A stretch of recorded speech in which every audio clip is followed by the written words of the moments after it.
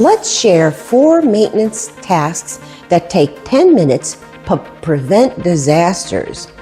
I'm Susan Johnston with Iron Valley Real Estate of York County, and research shows that simple preventative care can save homeowners thousands in emergency repairs. Here are 4 quick checks every homeowner should do. First, test your sump pump quarterly by pouring water into the pit. 10 minutes that prevents basement flooding. Second, check your water pressure annually with a simple gauge. High pressure damages pipes and appliances.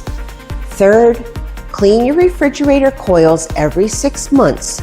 Dirty coils increase energy use by 35%. Fourth, inspect your roof twice yearly from the ground. Catch small problems before they become major leaks. I've seen too many clients face surprise repair bills that could have been avoided.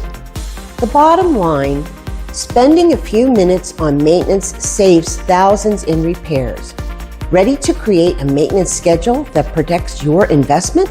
Let's talk.